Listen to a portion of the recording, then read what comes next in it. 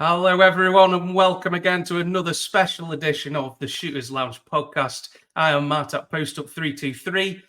Don't forget to like and subscribe, guys, to the YouTube channel, and you can also follow us on the socials, guys, at Shooters Lounge 3. Today, we're continuing again with our UK fans. We're sweeping across the league as quickly as I can fit people in.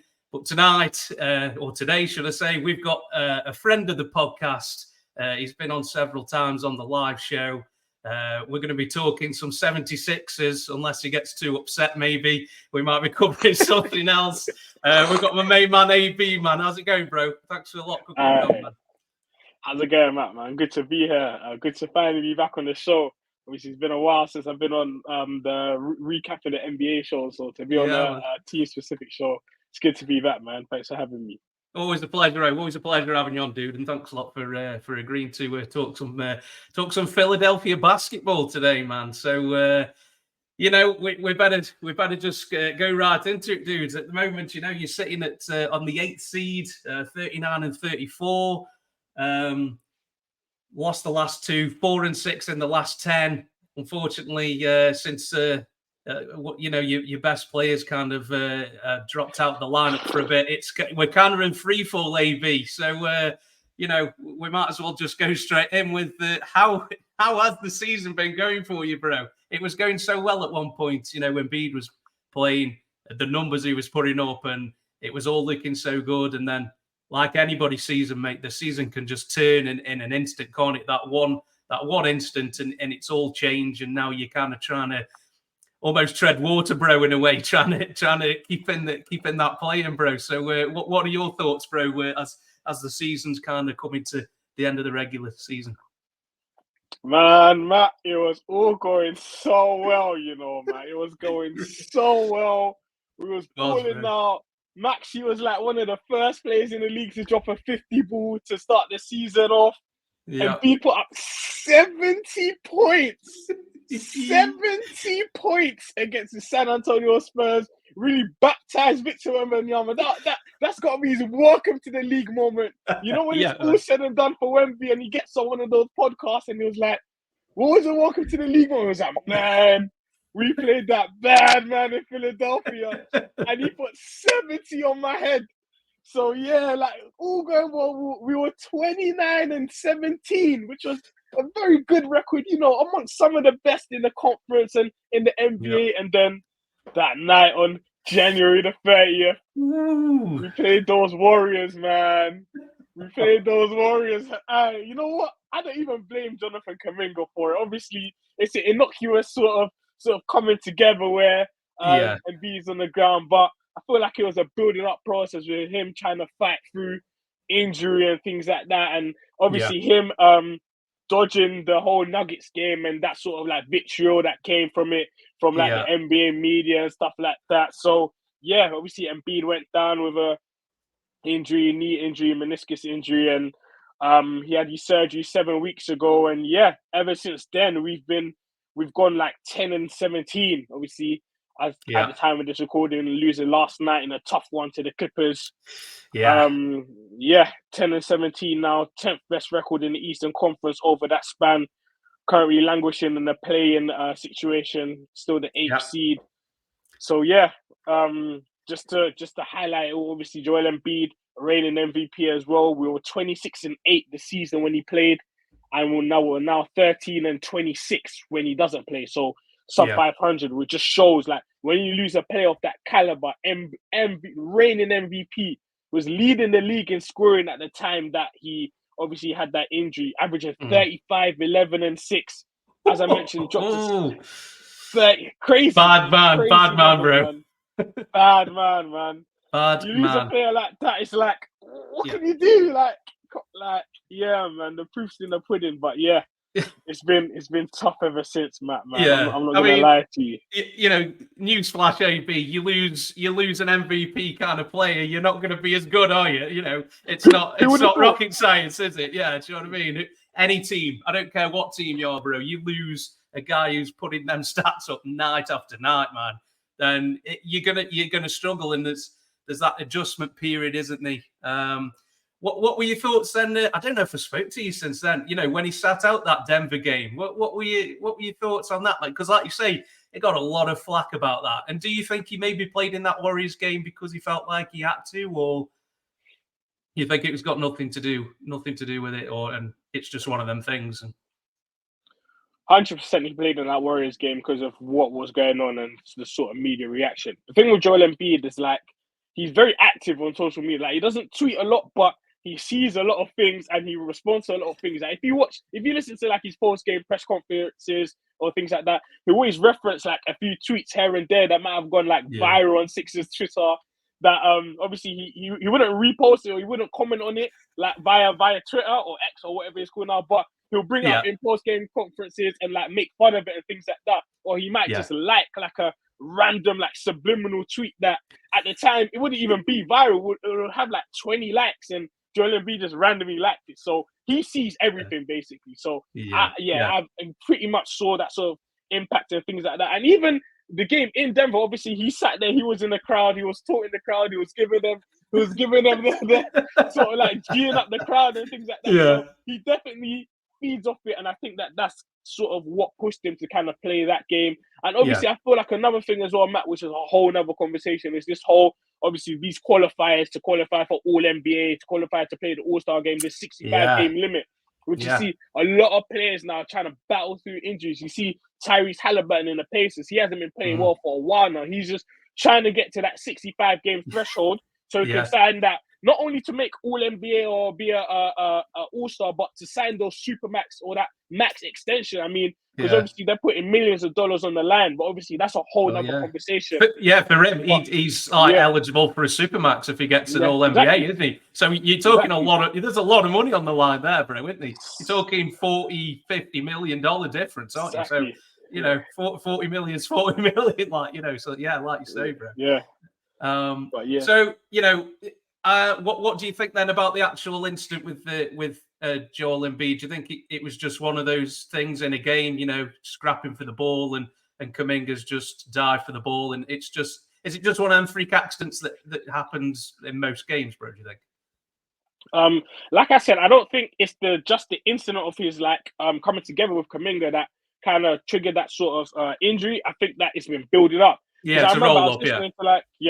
Because obviously at the time Pat Bev was on the team, and on his podcast he was talking about how Joel Embiid, he doesn't know how he's basically playing through these games. He said they're putting anti-numbing spray on his knee in between quarters, which hearing that is insane. When I heard that, I thought there's no way, like that is crazy. So all of these things, like obviously you don't know that, and it's kind of a lose-lose conversation if Embiid's out here saying, "Oh yeah, they're spraying like anti-numbing spray on me between quarters," because at the end of the day, no one really cares at the end of the day. But just hearing that and hearing like obviously Pat Bev, who was on the team at the time, saying that sad sort of things about Embiid, and obviously being a Sixers fan, ever since he came into the league, we know the issues that he's had with injury and things like that. So he was injured coming into the league, bro, wasn't he? So yeah, like you say, we kind of know that going in, don't we? Well, is that why Pat Bev isn't on the team anymore, bro?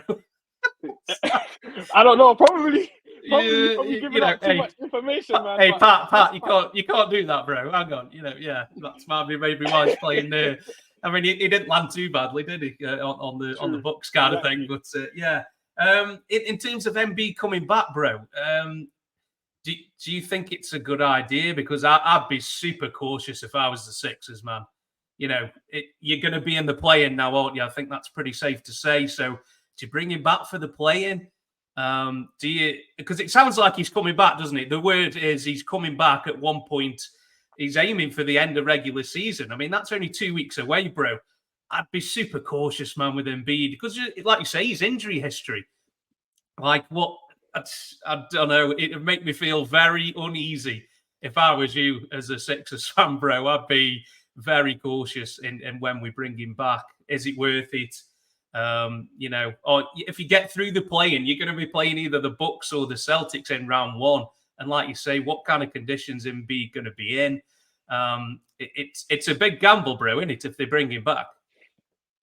It is a big gamble. It is a big gamble, Matt. But at the end of the day, obviously it's a risk, but obviously it's been 7 weeks now since his surgery and things like that. And He's been doing like some on-court stuff and things like that. So I think in the ramp-up process, I think he should be okay to play, but it's just about what level of health is he going to be? Because Joel Embiid, like, he hasn't been healthy in a playoff series since 2020 in the bubble when we got swept by the Celtics. That was the last time he was healthy. Like, the last couple of years, like 2021, he was dealing with some gastritis issues when we lost to the Raptors, and then obviously last year against the Raptors again, he had that orbital sort of fracture in his eye, and he played with a injured hand as well in the Hawks series in which we lost a couple seasons ago. Obviously, he was dealing with like a left meniscus injury as well. Left meniscus. He played with a tear in his meniscus that series. So he's someone who's battled through all these sort of injuries just to play in the playoffs. So in terms of him wanting to play, I think he definitely will play at some point. If obviously we make the postseason, he will play. He will be involved. But it's just that obviously all these like battle bruises and scars that he's been playing with, like it's not ideal, especially for your franchise player. So at the end of the day, obviously we're gonna need him to play. Just whether he's gonna be 80%, 70%, we don't know. But I think I'm pretty confident he will play. And if it's up to me, if he says he wants to play, it's a difficult situation, man, because it's your franchise player and things like that. But he's got his money now. He signed that extension, so it's tough, man. But like when you have a player of that caliber, man, I mean, we spoke about earlier, he's averaging 35 points a game. He dropped 70 points in an NBA game. You have a player like that, every time, even if the window is 1% open, you have a 1% chance to win a championship, you have to do right by that player and try and put all the chips in the table and be like, okay, we might have to play the Celtics, we might have to play the Bucks, whoever.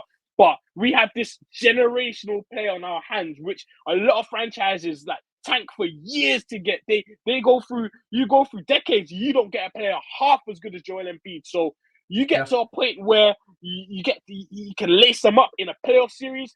You just have to go for it, man. You just have to go for it, man. You just have to. You just have to.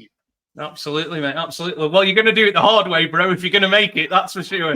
But you know, I mean, the Heat showed last year. You know, you can be all the way down there in the play-in, and then all of a sudden you're in the final. So it can be done, bro. It's not out the realm of possibility, like you say, mate. So you know, we'll have to see how you know when Embiid is good to go. He might be on a minutes restriction coming in, and then you kind of you ramp it up and see where it is. But like I said, I'd be super cautious, man. But kind of swinging to the other roster, bro. You know, let's talk about some good points. Obviously, we're talking about the injuries, which are never a great thing, but they're a part and parcel, aren't they? But talk to me about Maxey, bro, because this dude's a killer, man. I love Maxey, mate. He's a class. He's had a great season, hasn't he? Individually for himself, you know, he's averaging 25 a night, isn't he? You know, 6 assists. He's been really, really good and kind of stepped up in Embiid's absence, bro. So, if you want to describe kind of Maxey's season so far, bro, what would you sum it up as? Man, Tyrese Maxey is the only thing carrying not only the Sixers, the whole city of Philadelphia. Tyrese Maxey, he's like the hope and shining light of the city right now. Because even just outside the realm of NBA, you look at the NFL side of things and what happened with like the Philadelphia Eagles. So now all the Eagles fans are obviously also Sixers fans, like with Embiid out as well. Tyrese Maxey is the only shining light of hope in the city. I'm telling you this. But yeah, he's been amazing, man. He's been amazing. Obviously, with Embiid, he's really taken up the realms of like, he's taken ownership. And like, yeah, this is what I have to do. I'm the star now. I have to make sure that this ship doesn't sink too far. I got to make sure I got to play as hard as I can, which he has been doing. Keep us in a respectable position. So if and when Embiid does come back, then we just take it from there. But he's been the leader right now, man. And obviously, we're going to speak about other players on the roster as well that I feel should have taken that sort of responsibility. But Tyrese Maxey's taken that. I mean, 2 50-point games this season as well against the Pacers and against the Jazz. You mentioned it earlier, he's averaging 24, 4, and 6, shooting 45% from the field, 38% from 3. And yeah, nice. he's been balling out since Embiid hasn't been there as well. I mean, he's been trying his best. Ever since Embiid went down, he's averaged 26 points a game on 45% efficiency as well. So his efficiency has stayed the same. And yeah, obviously it's difficult for a smaller guard to kind of like carry his team through the conference, through the NBA, when you got like teams like the Bucks and the Celtics around and things like that. But he's doing what he can, man. He's doing what he can, and he's just been brilliant, man. Even like last night, obviously against the Clippers, the game we lost, he's still trying to carry the team through against the. So we just came from a West Coast trip against the Kings. Our last game was against the Kings, which we lost as well. Tyrese Maxey in the first quarter, had 21 points. You know how many points the Sixers had as a total, Matt? You know how many points the Sixers had as a total in the first quarter against the Kings? 25 points. Tyrese Maxey scored 21 of the 76ers' 25 points in the first quarter against the Sacramento Kings. Like, he's just carrying the franchise. Like, there's not he's all we have left. So yeah, we just got to keep him healthy as well. Obviously, first time All-Star this season. Deserved, bro. Yeah. Very much deserved. Really, there's conversations about him potentially making an All-NBA team. We'll have to wait and see if he does sneak into that, probably in the third team. And obviously, in conversation for most improved player, I mean, if you ask me, he's got to be the most improved player as well, man. So yeah, Tyrese Maxey is all we have left in Philadelphia, man. So yeah, just grateful for him, man. Grateful for him, and hopefully he continues to try and ball out. Yeah. Mate, if you didn't have Maxey, bro, this thing would go south real quick. This would go really bad, bro. You'd be like, where would you be now if it wasn't for Maxey? We're talking, you'd be out the playing, wouldn't you? I think, bro. 100%. It'd be pretty rough, I think. So yeah, like you say, really flying the flag. Any other players, AB, that you feel like have had decent seasons or have stepped up since Embiid went out? So I really like what Nicholas Batum has done as well. Obviously, he's missed some time, but he's just brought a real veteran's presence. He's just a smart NBA player, got high IQ and things like that, especially guarding in space. And so obviously, we know he's up there in age. He's in his 16th season now, so he's not really trying to be locking guys up and things like that. But in terms of guarding in space, in terms of like getting steals and deflection and things like that, Nick Nurse has tried him as a small ball five as well. I feel like he's held his own as well. I've seen that, mate. Yeah, he's guarding big men in the posts and stuff. I'm like, okay, let's see how that goes. But like you say, he looks like he's held his own from what I saw, mate. Yeah, for sure. Yeah, he's like a perfect player to play alongside with Embiid. I don't want to go back to this, but like someone like him alongside Embiid is just such a great fit as well. Got someone in the corner who could knock down these threes and things like that. But yeah, he's been really good. But obviously, at the end of the day, he's just a role player, and you lose someone like Embiid, it's difficult for your production to go up like that. But I've been really pleased with his signing. Yeah, sorry, bro. You're not going to get a guy, are you, who's just going to come in and put Embiid's numbers, are you, who's been sitting on the bench for 3 months. It's just not going to happen, is it? You've got to do it in the aggregate, haven't you? Between so many players, they've got to fill those stats that have been lost in rebounding, points, blocks. It's got to be a whole team effort, hasn't it, bro? So, you're not just going to get, there's this guy who's been sitting on the bench for a couple of months and he's going to come in and now an average what Embiid's out. That's just not going to happen, bro, is it? So it's got to be everyone together, isn't it? Everybody's got to be in, and we go, right, okay, we're losing 35 points. So then 35 have got to come from somewhere. So, is it 5 points from Maxey? Is it a couple from somewhere else, couple from here? And eventually it'll add up, won't it, bro? That's the kind of the idea. And I think Nick Nurse is kind of one of those coaches who's kind of smart enough to realize that, and then he's going to hopefully, put things in place that they can kind of make up them stats that are missing, mate. So talk to me about Kelly Oubre, bro. Like, what's the Kelly Oubre experience? Because I've had it in Phoenix, man. It was always fun, mate. It was either good or bad, but it was always entertaining. Man, the Kelly Oubre experience, man. It's just a roller coaster, man. You got your peaks, you got your troughs. It's just up and down, man. But one thing about him, he's gonna bring that energy. He's gonna bring that energy. His shot selection might not be great, but he's gonna bring that energy, and that's all you can ask for. That's all you can ask for. I mean, even like last night, obviously. Go ahead. He's that guy who's waving off Maxey, going, "It's okay, man. I've got this. It's fine." Like, and it's like, "Is it fine?" I don't. And he's kind of like one of them guys who's that no yes kind of guy. When he shoots, you're like, no, and then he makes it, and you're like, "Oh, shot, man, nice one." He's literally one of them guys, mate. But it's always entertaining, bro, isn't it? Like you say, he brings it. Whether it's good or bad, the energy's always there, isn't it, bro? Always there. Obviously, crashing the offensive glass as well. The other night against the Clippers, obviously he dropped 17 and 11.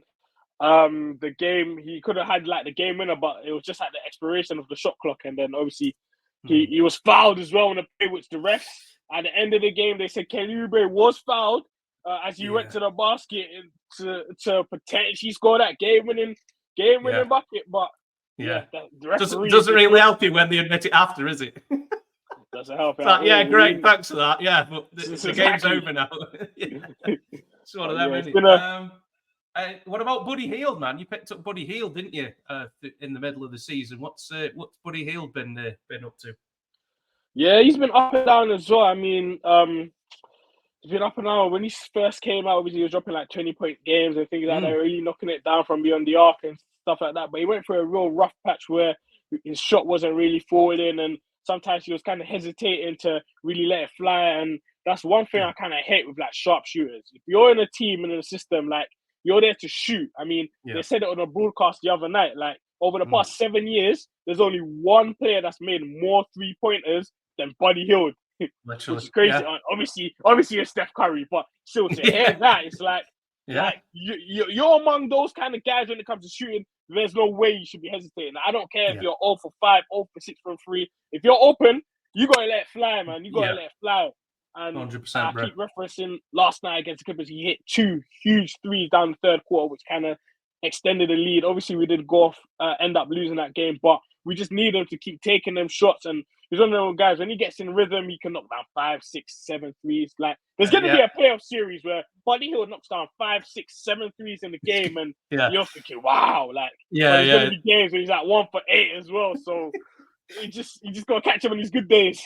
Yeah, absolutely, mate. Yeah, you could absolutely see like the Buddy Hield game, couldn't you? Where he hits like 9 threes or something. He can give you 30, can't he? Any given night, mate, can't he? Like you say, the potential's there, and he's done it in the past, hasn't he? But like you say, you don't want to see hesitation, do you? Like you say, as a shooter, you still keep putting them up, bro. You know they're gonna start falling eventually, aren't they? With somebody who shoots that many and is as accurate as he is. He's usually around the 40% mark, isn't he, from 3? So he's always like, that high caliber kind of shooter, isn't he? So anybody else, bro, that's kind of caught your eye this year, or on the Sixers? Yeah, man. Yeah. In a positive light, or just in general? Well, either or, mate. We can kind of go into the next section, which is your surprises and disappointments, bro. So whichever way you want to go, bro. Disappointments first or surprises first? You know what? Yeah, I'm gonna start off with disappointments, man, because I need to call someone out in this team, and that guy is Tobias Harris, man. How did I know this guy was going to come up at some point? Talk about disappointments. I mean, he's been like, our expectations was low, but holy hell, has he been bad? Like, he's been shooting 33% from 3. He hasn't shot that bad since 2016 when he was on the Magic, which is like 5 teams ago for Tobias Harris. Yeah. He's been so bad. Like, even so you're meant to be like not really the second, but you're meant to be one of the leaders in the locker room, because you hear players talk about Tobias Harris, a great locker room guy, great guy. Like, it's like well liked, isn't he? He's well liked in the league, I think. Well, he's amongst players, you speak about fans and that's completely different, mate. Yeah. Amongst players, like you say, good locker room guy, nice guy to have around and things, but maybe not as much when you're trying to watch it and you see the. I mean, like, you watch your best player go down, like, the onus should be on you. You're meant to be rallying guys like Maxey, rallying guys like Buddy Hield, all these guys. Like, okay, our best player's gone. Like, I need to step up. I need to be that guy. Like you mentioned earlier, like, we've got 35 points, 11 rebounds, and like 4 assists to make up. So Maxey, you're gonna have to average like an extra 5 or something. Tobias Harris, yes, I'm gonna have to be hard on the glass, grabbing them rebounds down. I'm gonna have a lot more shot opportunities have opened up for me. So I gotta be taking 5 to 6 more shots a night. But the onus just hasn't been there from him. He hasn't been playing well at all. I mean, he's just been shying in big moments. even like little bunnies and stuff like that, he's been missing those, and you see it starting to affect the team. Like, they won't mention it, but there was a game the other night where he missed like an easy 2, and you saw the reaction on Maxi's face. It's like, it's like, Tobias, we need more from you, man. We need more from you. Like, it's when you start getting them groans from the fans, isn't it? Oh, yeah. And then once that starts, especially in Philly, bro, I'm sure you know better than anyone. Once they start on your back, man, it's hard to kind of shake them off. But you know, at some point he's going to have that game, and you think, oh, he's actually all right, isn't he? And then you start all over again, and then it kind of weighs on you again, doesn't it? But I don't know, man. He's in the last year of his deal in TAB, I think. This is the thing, like making 37 million this year. And that's the thing that makes it even more frustrating, because he's in a contract year, yeah?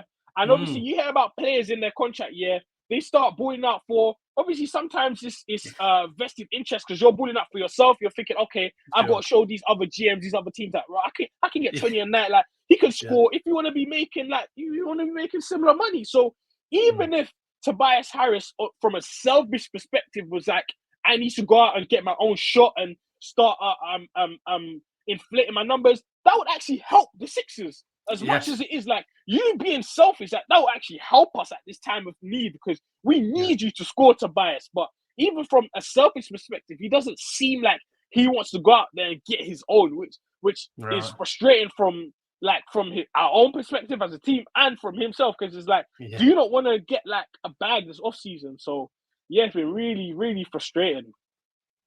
Absolutely, yeah. Like you say, it feels like this Tobias Harris deal has lasted about 7 years. I don't know about you, bro. It probably feels longer for you, mate. But it just seems like man, is he still on this deal? This deal seems like it's been like 8-10 years or something. But, crazy. It seems so long ago. Tobias Harris over me, kind of Jimmy Butler. That seems so long ago. That seems so long ago, bro, doesn't it? I don't know about you. Like you say, it probably feels twice as long for you, mate, because you have to watch it every night. I don't. So it's crazy. Crazy. And just to even put it into perspective, so obviously we're still the 8th seed right now, but like, we're a game and a half behind the Pacers, who are in the 6th seed, which is obviously where we want to be to get out of the play-in. So there's still a slight possibility that we could end up in the 6th seed, and if that does happen, we'll match up against the Knicks, who are the 3 seed, which will be a tasty matchup. But Tobias Harris against the Knicks this season, Matt, we played the Knicks 4 times, obviously them being like our conference and divisional rival and stuff like that. So we played the Knicks 4 times this season. The season series is done. Tobias Harris has had 25 total points against the Knicks this season across the 4 games. 25 total points, which is insane. In the first game, he had 5 points, shot 2 for 6 from the field. Second game, 7 points. 3 for 9 from the field. The third game against the Knicks, 11 points. First game in double-digit figures. 5 for 14 from the field. And the last game against the Knicks, most recent game, he had 2 points, 1 for 6 from the field. Imagine you match up against the Knicks in the playoffs. That's shocking, man. It's not great, AB. It's not great. It's not great. It's not great at all. It's not great at all. So, are you going to be waving goodbye to Tobias Harris after this season, bro, and be like, good luck on the Hornets, mate? Yeah. Is that wherever you want to go, good luck, man. He has to go, man. He has to go. Obviously, we've heard we have max spot opening up this off season as well, should he leave. So he's obviously, his cap hold is very high as well, 37 mil this year, as we discussed. But he has to go, man. Time is up, man. Yeah. Does that mean is Max's contract up then? He'll be looking for get something, won't he? Because I think he turned down the rookie extension, didn't he? That the Sixers offered, so he's kind of bet on himself. Have I got that right? No. So what happened was he was extension eligible last off season. But the franchise, so Daryl Morey and them, they opted not to extend him because they wanted to retain cap flexibility going forward. Obviously, with the harder situation as well and things like that. So basically, he's due his money this year. He's going to get paid this year.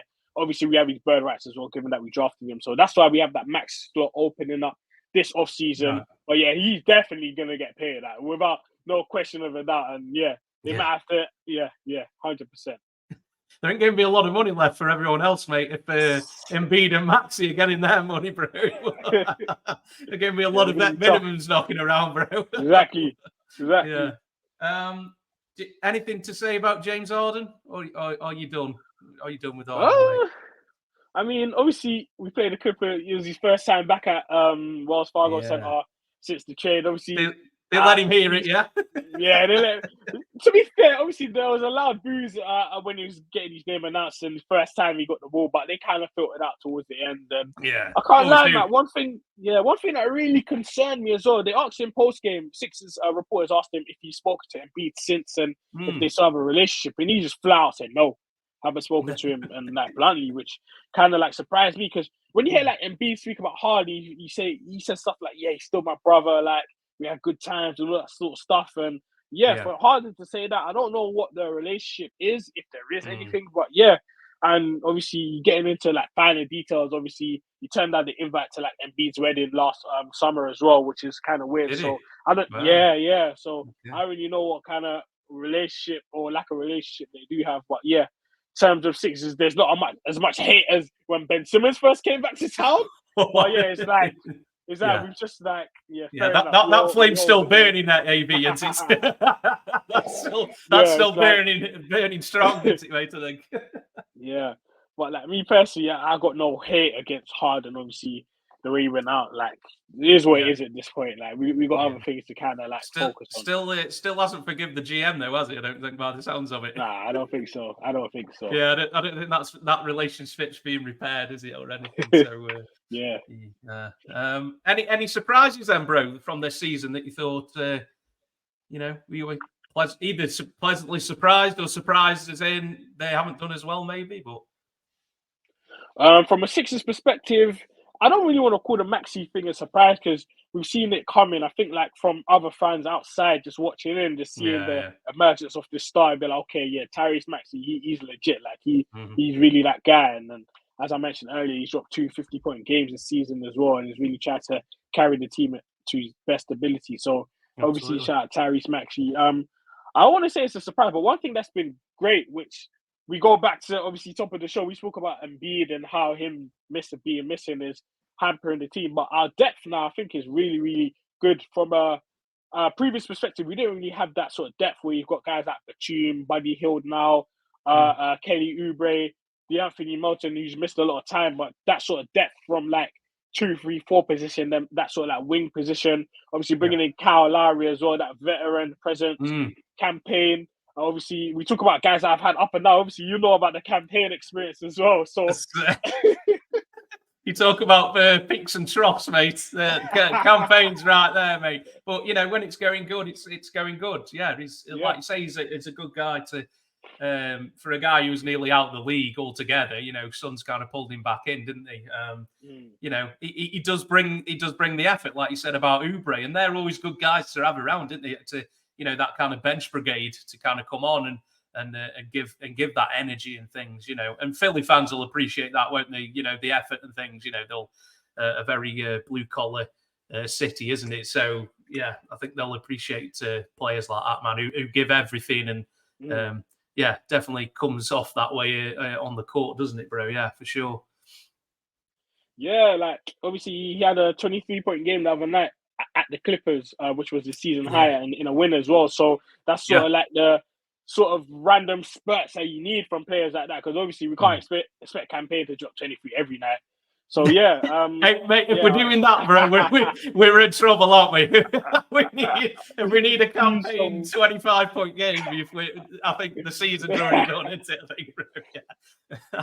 But that win against the Clippers, man, was a good win for you guys, wasn't it? Away from home and things.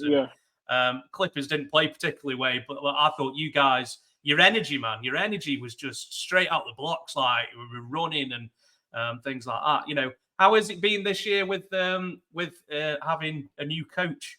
Obviously, you had Doc for a year or two, and now you've got Nick Nurse in there, haven't you? So what's the Nick Nurse experience been like, bro?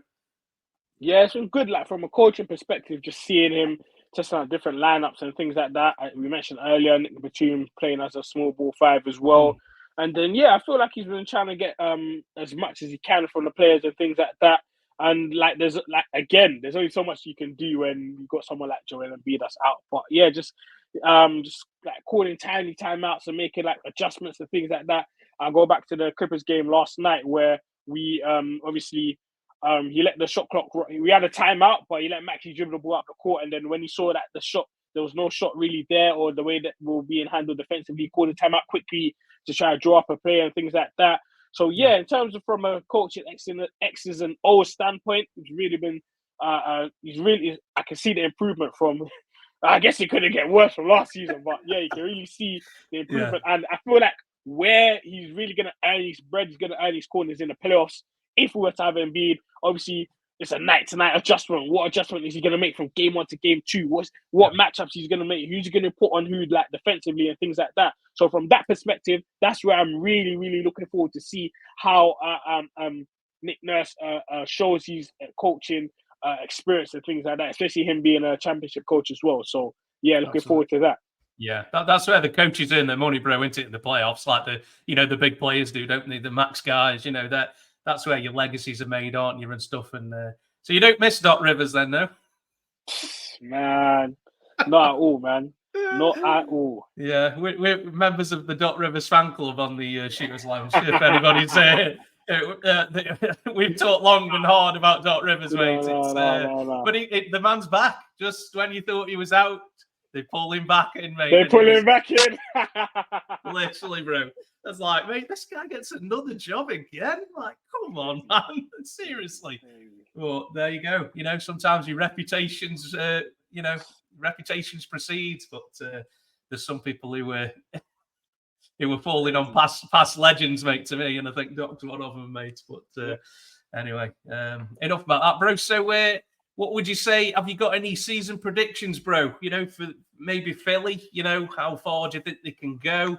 And maybe who you think's going to win it all? Maybe you think Philly's going to win it all, bro. If you want to chuck that out there into the atmosphere, what have you got any predictions for us, bro? From a Sixers perspective, just looking obviously right now with the 8th seed, and we're in the play-in right now. We are a game and a half away from the Pacers in the 6th seed. We've got the Miami Heat half a game away in the 7th seed. One thing that's interesting and one thing of note is key game for seeding. So on April the 5th, we play the Miami Heat. We're currently 2-1 down in the season series. But winner, I believe, the winner of this game gets the tiebreaker and will be the 7th seed. So they will get that home court advantage when the two teams match up for the 7th seed game. So that's going to be a huge game circled on the Sixers calendar and on the Heat as well. April 5th, when we play the Miami Heat for the final time. So we're going to have to go into that game and try and win. We was down 0-2 in the season series, and then the third game we managed to win, which was a huge game, obviously. So that's going to be a big game for the Sixers. Absolutely. And so if we are to, I'd say it's not likely that we sneak into the 6th seed. I'm still hopeful, but I don't think it's likely. So we're looking at 7th or 8th seed, depending on that game on April the 5th. And if we are the 7th or 8th seed, one thing I would say though, if you're Boston or Milwaukee, I know the Celtics have run away with the Eastern Conference. I mean, 57 and 15, but you do not want to face the Sixers in the first round. Like that's just something. It's like you're playing in the first round. You're supposed to be playing those teams that have hovering around 500, or it's like their best players, like up and coming guy or something along those lines. But you're playing the Sixers who potentially could have Joel Embiid back. It's just something that you just don't want to do. You just don't want to do it. Yeah, great regular season, lads. Here's your reward. Like what? Exactly. But it's I think it's those teams who if Lakers get through, that's your reward for the first round. Like last year with the Grizzlies, it's like great season, guys. You made the 2nd seed. Oh, you got Lakers round 1. Congrats. Like what? I don't know about you, AB, but this play-in thing, like it almost as if like the 1 and 2 seed are kind of like penalized in a way, because you won't know who your opponent is until like a couple of days before the playoffs start. But like teams like who are in like 4 and 5 and 3 and 6, they're going to know for a week. Like almost as if like the 1-2 seed are kind of like you're at a disadvantage. You've almost got prepared for two different teams because you're not sure which one's gone through yet. It just feels like you should have a bit more of an advantage as the 1-2 seed, that, you know, you should have more time to prepare than the other seeds, maybe. I don't know. Do you agree with that, or am I just talking nonsense? Yeah, no, I somewhat agree, because obviously you're in that state of limbo. Yeah, Yeah. It's like, who are we going to play? What's the matchup's going to be like? Especially if you've got teams like Miami and Philadelphia as the 7 and 8 seed. It's like, boys, like almost want to start tanking, start losing games. Well, I think we had this last year, didn't we, in the West, where I can't remember, was it Dallas maybe, who were like, I'm throwing away the last two games, I'm falling, and then I can't remember who they wanted the Clippers, because obviously Luka's owned the Clippers for for a few years, hasn't he? But yeah, I think you might get that, bro. I mean, the Bucks, you know, they've had a bit of an up and down year. Now they've got Doc in, and they seem to have they've started to rise, and it looks like, you know, second or third seed. But the Bucks' reward for getting the second seed is facing either you guys or Miami round one, and Miami are just like, we've just been treading water the whole regular season. Now it's playoffs. Jimmy Butler turns into Jimmy Butler, and it's like, hang on, what the hell just happened? Like it was last year, wasn't it? The one seed. Literally what we saw last year. Giannis gets injured, Jimmy turns into Jimmy, and then all of a sudden they swept and they're gone. And like, what the hell just happened here? Like, you know, I don't know. Maybe I'm overthinking it, bro, but I feel like the 1 and 2 seed are kind of, they haven't got as much time to prepare for the team in round one, which I feel like, I mean, they'll do the due diligence, right? They'll prepare for both teams, but it's the hours that you're putting in for both teams, which one's going to be useless because they're going to be gone. I don't know. I just feel like you're a bit of a disadvantage, but, you know, you're not bothered about that. That's their problem. But, you know, I feel like it's the past couple years as well, because we've had certain teams that have been like underperforming, and like young teams have really been rising. So you look at the East, you look at the Pacers, and even the Magic this year. I mean, they've been balling out as well, man. And from the West side of things, like the Timberwolves have been, and OKC, like they've been really climbing up, and they're displacing obviously like your Suns and Steph's Warriors and LeBron's Lakers and things like that. So I feel like those sort of teams are kind of not ruining it, but they're really putting like a span in the works. And then you've got these seasoned like veterans and seasoned teams in these playoff positions, like the Suns, the Lakers, the Warriors, the Heat, the Sixers as well. Like all these teams that are battle tested and have like serious playoff experience and have like stars and stuff like that. Like they're all in their playing now. So yes, like you almost want to play these young, inexperienced teams, man, because like I said, like you don't want to run into the Heat. Like you might win this, like they'll still heavily be favored. Let's not be wrong. They'll be favored even if you come up against Sixers with Embiid back. But it's just you don't want to face that in the first round, because you're gonna go 6 games, you go 7 games. That it's their grueling series as well. 100%. Yeah. You win, but at what cost, bro, innit? You know what I mean? Literally, at what cost do you win? Like, I won, but it come at a price. Like, you know what I mean? It's there, innit? Are you a fan of the playing, bro? I should have asked you this earlier. Are you a fan of the playing, or are you a kind of like old school, Luke, top 8, and we do it like that? What are your feelings on the playing, bro? I should have asked you this before this season, really, because I know you're going to be in it now. But what's your opinion?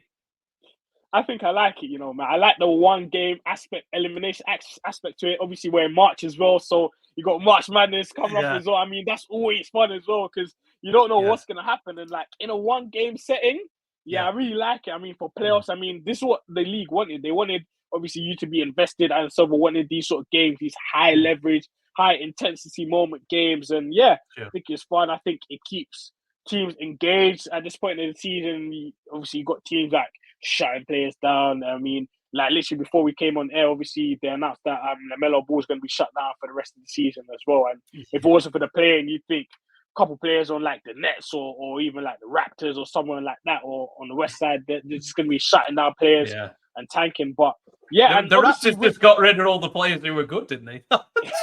They pretty much traded everyone away who's good. They were literally like Barnes is just sitting there, just like, who the hell am I playing with here? Like, they've done it another way, haven't they? They've literally just got rid of talented players, haven't they? And I think, and I think a great example of this as well. I mean, we got shine light on like the Houston Rockets. Like I watched them last night against OKC, and those guys fight, man. I mean, Dylan Brooks, Jalen Green's the shots that he's making, insane. Like the Barry Smith Jr. I mean, they're the hottest team in the league right now. As an 11th seed, they've won 10 straight. They are breathing down the necks of the Warriors. Exactly. Yeah. As an 11th seed, you've won 10 straight. I mean, I think if it wasn't for the play-in, I mean, these guys, they'll probably just be okay. Let's get in the lottery now. Let's get another nice piece we can build alongside our vets in Van Vliet and Dylan Brooks and our young players in Amen Thompson and Jalen Green. But they're looking at it thinking, listen, we can sneak into the play-in. We can sneak into the playoffs. And if we sneak into the playoffs and match up against the Timberwolves who know Karl Anthony Towns, I mean, who knows what can happen? I mean, that's a game. That's a series. I'd definitely be looking towards Timberwolves up against the Rockets. So without the play-in, we wouldn't get these sort of implications and things like that. So I'm really a fan of it. No, absolutely, mate. Absolutely. Yeah, like you say, it's that game 7, scenario, isn't it? It's that March Madness win or go home, isn't it? That I think people are excited to watch, aren't they? And things like that. So yeah, I think it's a move that the NBA's done. It definitely brings the viewership to the league and stuff. So yeah, I think it's decent. But I don't know, like 15 positions and you only be in the top 10. You haven't got to be that great, really. Yeah, exactly. I mean, the Hawks, no offense to them, but 33 and 39, and you're going to be in the play, and you might make the playoffs, bro, with that record. Well, I mean, obviously, there's a few more games to go, like 10 games or something, but you might have a losing record and make the playoffs. I don't know if that sits very well with me. I think in terms of the play and the games and stuff, it's a decent idea, and one-off game scenario is always exciting, bro, isn't it? So. Completely. We've just got off topic, haven't we, bro? Like we do. But what predictions have you got then for Philly? So as I mentioned, right now still in the play-in with a slight chance to make the playoffs. But yeah, we get in the play. We play the Heat in a playing game for the 7th seed. I like our chances, especially if Joel Embiid can come back. Obviously, the Heat are just in regular season Miami Heat mode. Obviously, Tyler Hero's missed a lot of time for them this season. Missed a lot of time, but you still got Jimmy Butler. Obviously, got guys like Jaime Jaquez Jr. and Nikola Jovic who can really compete with the Heat. The Heat just have this knack of finding all these guys, whether it's in the second round or just picking up guys like Haywood Highsmith, for example. The Sixers drafted Haywood Highsmith. He was on their roster for a long time. We just thought he was a nobody. Yeah. He was on the Sixers for a long time. Then I thought it was just going to fall out the league or be in like the Euro League or something. Come to see he's closing out games for the Heat. Like 3 years later, it's like, where was this like a couple years ago? Like, you're like, hang on, I know that guy. Hang on. What is going on? They're getting that Heat set up, bro. That's it, mate. Oh, literally. Dear. Obviously, they made that Terry Rozier trade as well, bringing him in. Yeah. So yeah, that'll be a tough game. But should we go through that, get the 2nd seed? We got up against the Bucks or the Celtics. And then Joel Embiid is back because it's whether or not he is back. If he is back, we're going to give them a series. It's going to be a series regardless.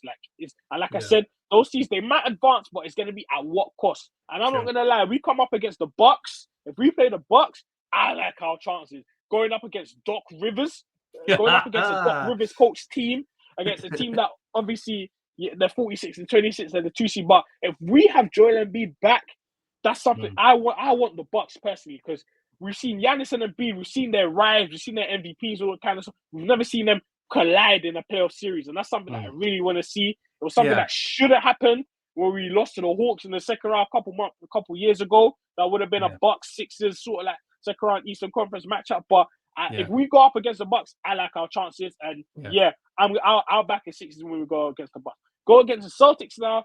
I'm not gonna lie. I'm a bit nervous. The Celtics, they are a well-oiled machine. I mean, they've just been balling out this season. I mean, the Porzingis edition, they traded Marcus Smart. I was thinking, that's the heart and soul of the team. I mean, Marcus Smart, like, you hear what everyone says about him, but fair play, Brad Stevens. Brought in Porzingis, adjusting need. Porzingis has been really good defensively. I mean, like the system player as well. It's just like 5 out, just knocking down threes. Al Horford, it pains me. I can't believe Al Horford's still playing the way he's playing at this age. I mean, that the ageless wonder, mate. Elton Brand gave that guy $109 million over 4 years, and he played the way he. Oh, you know what? I don't even want to get into that, man. But yeah, against this, I think we need the 7th seed. We need to beat Miami if we're going to be in the play-in, because going up against the Celtics, even though I don't think it will be we're going to fight. It will be a tough series. It will go 6. It might go 7, but it's I like our chances a lot more against the Bucks. So yeah, that's my prediction for the Sixers. Get the 7th seed, match up against the Bucks, potentially upset them for the 2nd straight year, and then see if Joel Embiid's back, and then we go from there. Okay. Yeah, he must be sick of the Celtics by now, mate, wasn't he? Just always hate them, man. See him come against them leprechauns, man. Damn leprechauns, man. No, we don't need another. We don't need to relive that, do we, bro? But nice one, man. Cheers for that. Couple of topics left before we go. Obviously, you're wearing a Philly jersey, so we know you're a Jersey guy. Have you got like a favourite team jersey from this year for Philly? Any particular one that you like that they've got this year, and kind of an all-time Philly jersey possibly that your favourite? From this year, you know what? When they first dropped the City Edition jerseys, I didn't really like them, to be fair. Obviously, it's had like the City of Brotherly Love on them, which obviously is Philadelphia. But seeing them on court is that they're kind of cool. I mean, kind of cool. It helps when you got guys like Maxey and them getting buckets in them. I'll tell you that for sure. Always helps, bro. Right. Sometimes it's the jerseys that go with the court as well. It just kind of works, doesn't it, as a tandem? Like if you're just wearing it yourself, it might maybe. But then when you see it with the court design as well, that's kind of sweet, isn't it? Some of them are really cool, aren't they, man? Yeah. All-time Sixers jersey. You must. I mean, it's gotta be black Sixers, man. I even got it here, man. There we go. All-time favorite Sixers jersey. Classic, bro. Classic, man. 2001, is it? 2000? 2001, man. Yeah. 2001, Allen Iverson MVP season. I think, you know what it is, man? I think genuinely the jerseys mainly only likes because of Allen Iverson, because obviously the style he wore it, the fact that he went toe-to-toe with Shaq and Kobe in 2001, and he dropped like 48 in the first game when we stole game 1, and he stepped over Ty Lue. He was so good in that game, bro. Oh my days, yeah. An amazing. To even get there, to even get into the finals that year was ridiculous, bro. Like the kind of, it wasn't the most talented roster, trying to be respectful, bro, but it wasn't. No, it wasn't the most talented team, and Iverson just dragged him with him, didn't he? Yeah, literally, like most games, like not even coming out of the game and stuff, and it's like. And to get one game from that Lakers team, mate, that year was ridiculous. Like they swept everybody, haven't they? Going to the finals. That's the only game, and then literally Allen comes in game 1. AI, not today, gents, not today. OT. It's got to be that one, hasn't it, man, for sure. Yeah, definitely my favorite. I like the Dr. J one from back in the day, man. 70s. Couple of decent ones in there, man. I think I've got one of them. I think the blue one. Which blue one, on the back, which is like 1976, 77 or something. Yeah. That's a sweet jersey, man. It's like you don't see many of them around, man. They're pretty rare, man. Classic. It's decent, man. But so what would you say? Kind of swinging it to kind of league in general, bro. Who are your kind of favourite current player or players? If you want to name a couple that aren't on your team, who are you kind of excited to watch? Who aren't on your team? If you think, Sixers aren't playing tonight, but this team's playing, or this guy's playing. I'm sure you've got a handful of people you can name, but have you got a couple you could shout out to us, bro? First, I want to shout out a role player, man. And obviously, you said the Sixers aren't playing. Who am I going to watch? I wouldn't necessarily watch it, but if I'm watching this team play and I see this guy always doing stuff that impresses me, man. And you know who I got to show love to? Josh Hart, man. talk about our elite role player. Yes. Probably I don't want to say he's like the LeBron James of role players, because obviously you got guys like Robert Horry who's won like 7 rings. But in terms of role players in today's NBA, Josh Hart, like he could play for my team any day of the week. You talk about someone who shows hustle. I mean, his rebounding numbers for someone who's like 6'3", 6'4" out of this world. He had a stretch where he had like 14 rebounds, 11 rebounds, 12 rebounds, 15 rebounds. Like pound for pound, probably one of the best rebounders in his position. I mean, obviously on the Knicks right now, going back to the days at the Pelicans, he was playing the 4 for the Pelicans. Like, he was playing the 4 just because of how supremely he was in grabbing boards. I mean, I feel like he's such a skill, like hustle. Like the other night, he played all 48. I mean, you know, Coach Tibbs loves to run these guys into the ground, but I feel like Josh Hart, I feel like he gets a kick out of it. I feel like if Tibbs was saying, listen, Josh, you're not coming out the game this game, he'd be like, yeah, let's do it. Like, he just wants to play, like diving for loose balls, getting steals, and obviously he's averaging 9 points, 9 rebounds as well, but he can knock down a couple of shots as well. He's tough. Like, he's everything you'd want in like an elite, on a championship team. You need players like a Josh Hart on your team who can get you going, win those 50-50 balls and stuff like that. But I like Josh Hart. Yeah, it's those things that don't go on the box score, bro, either, like you're saying. It's those diving for loose balls, you know, and deflecting passes and things like that. And like you say, it's those things that don't appear on the box score and let you actually watch the games, and you're like, man, Josh Hart's like, you know, playing his heart out, like, and he's playing with a couple of his Villanova teammates as well, isn't he, in New York? Which is, I think he's having a great time, and he's playing with Brunson and DiVincenzo, man. So I think he's just loving life, and I think, you know, don't really get a lot of media attention in New Orleans, do the Pelicans, unfortunately. And so now he's in New York, where sometimes they say the light is brightest kind of thing. And it's nice for somebody like that who's really getting the appreciation now of and people have seen it, and it's like, man, you know, Josh Hart's like, you know, he's doing all the things that you kind of, when you add up, you know, comes between winning and losing a game and maybe a series and stuff. Yeah, like you say, bro. But that's decent pick, mate. Like that one, bro. That's a left field one. Like it, man. Got anybody else, bro? Anybody else? Yeah, I got a couple, man. Anthony Edwards as well, man. I love Anthony Edwards, man. Yeah, man. Talk about someone who just exudes confidence and aura and things like that. Like, I mean, he doesn't back down from anyone or anything, and then he just got that mentality. You know, some players, man, they just get it, man. They just get it. I feel like he's one of those guys, and obviously jagging the Timberwolves right now, even though they're missing Big Cat, who's been out for a long time now, but still, they're still in a respectable position. Still the 2 seed out west, point half a game behind the Nuggets, so they could very well still get the 1 seed despite missing Karl Anthony Towns, who was obviously an all-star caliber player who dropped 50 in an all-star game. But he's really I don't talk about the All-Star game, bro. You know what? Yeah, that's another convo, mate. That's another podcast, bro. I've just literally eclipsed it from my mind. I was like, I don't even remember that game, bro. But sorry, carry on, bro. But I mean, like, he's just someone who he's just got that confidence in him. I mean, when he gets his shot going, I mean, the other game, I mean, a couple of weeks ago they played the Pacers and they won in Indiana, and that game, if there's ever an Anthony Edwards game, it's that when he dropped 44 points. Not even just that, he got hurt. He got hurt like 2 or 3 times that game. He went back in the locker room, came back twice or like 3 times, and then he had the game sealing block, chase down block at the end, bro. Oh my goodness, insane.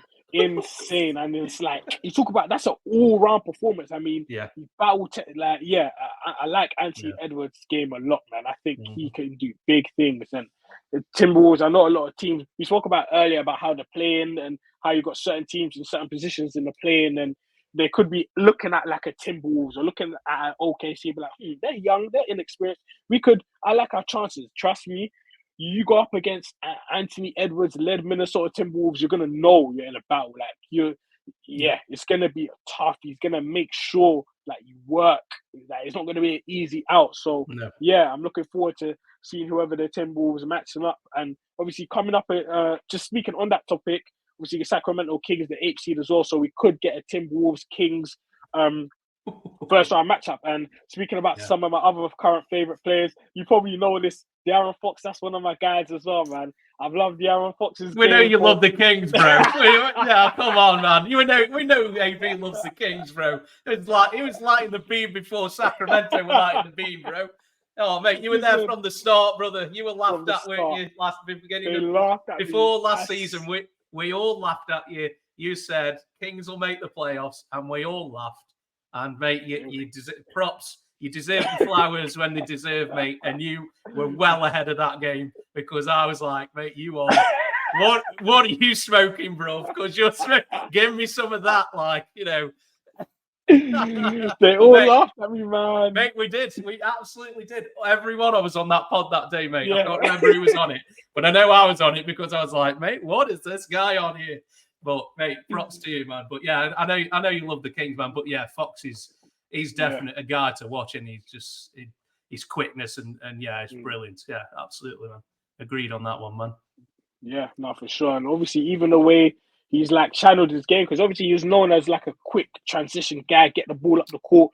Yeah, especially under like Dave Yeager and stuff like that. But now under Matt Brown, obviously those transition opportunities are still there, but he's able to slow the game now. He's able to make great reads, and obviously he's averaging 26, 5, and 6 as well. And he's got Sabonis as a running mate. I feel like as a two-man tandem, I feel like they're one of the best in the league. I mean, Sabonis right now is on like a generational run right now. Like, I know obviously he's not like the sexiest name and he's not like the biggest name, Domantas Sabonis. A lot of people don't really. I don't know why they don't like him because he's a cool guy, but he's average, like he leads the league in triple doubles. He's had like a double streak of like 25 or something insane like that. Like only Wilt has had higher. When you got records and you're touching is Wilt and then you're doing something right. But yeah, Fox's mate, if you're being mentioned in those ones, mate, you're like, hey, come on now, you know, respect's got to be deserved, hasn't it, man, for sure. He's owned AD this season on the Lakers, hasn't he? He's had him in knots, and he kind of thing. So yeah, not even an all-star, bro. Sabonis, that might be one where you know you kind of look back in the years, going, Sabonis wasn't an all-star that year. Like, man, that, you know, it's a bit of a crazy one. But you know, there's that many good players now, bro. There's always good players who miss out now, isn't there? But I'm not talking about all-stars anymore. I'm done with that. It's enough all-stars. But, it's crazy because. Obviously, you might have to play them in the playing game, though. How do you feel about that? Going up against the Kings. Oh my days! Hey mate, it's going to be high scoring. I know that for damn straight. We might be talking 150, 155 game or something, man. Because we can score with the best of them, bro. But we're so up and down, man. We are. You know, we lost to Spurs the other night, and then last night we beat the Nuggets in Denver, and it's like what?